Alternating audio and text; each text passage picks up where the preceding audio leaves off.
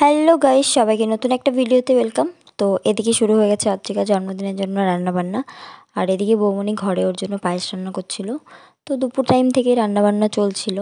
আর এটা হচ্ছে একটা বৌদি হয়, ওই বৌদি সমস্ত রান্না করেছিল।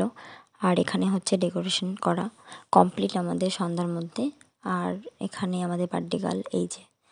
তো তারপর থেকেই দু একজন আসা শুরু হয়ে গেছিলো। তো অল্প ফ্যামিলি, কিছু রিলেটিভস আর আশেপাশে কিছু জনকে নিয়েই আমরা সেলিব্রেশনটা করেছিলাম, মানে ছোট করেই, খুব বড় করে করিনি। আর অত্রিকা কেকটা কাটার জন্য পাগল হচ্ছিল যে কখন আমি কেকটা কাটবো। ও শুধু এটাই ভাবছিল যে আমাকে এই কেকটা কখন কাটতে দেবে। মানে কি বলবো, যে এত দুষ্টুমি করবে আমরা ভাবতে পারিনি। এটা দেখেও আনন্দ লাগছিল যে ওর বার্থডেটা কিছুটা হলেও বুঝতে পারছে যে একটা বার্থডে হচ্ছে বা কিছু। আর এটা হচ্ছে মেজমা।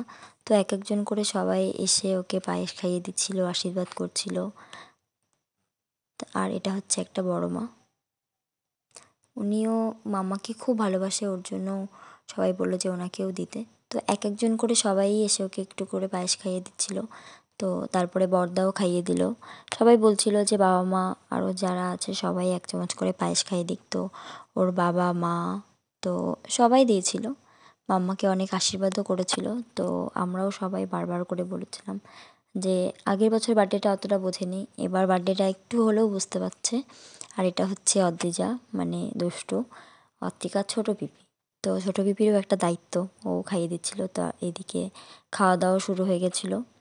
তো যেহেতু টেবিল চেয়ার একটা বারান্দায় অতটা জায়গা নেই দুটো তিনটে টেবিল বসানো, ওর জন্য আমরা সবাই নিচে খেতে বসেছিলাম।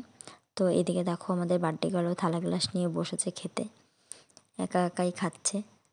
আর এদিকে দুই ভাই বসেছিল, মানে ভাই বোন আগে বাইরে খেয়ে গেছিলো সবাই, তো তারপরে ভাই বোন তারপরে খাওয়া দাওয়া করে এসে আমরা এখানে একটু গল্প টল্প করছিলাম।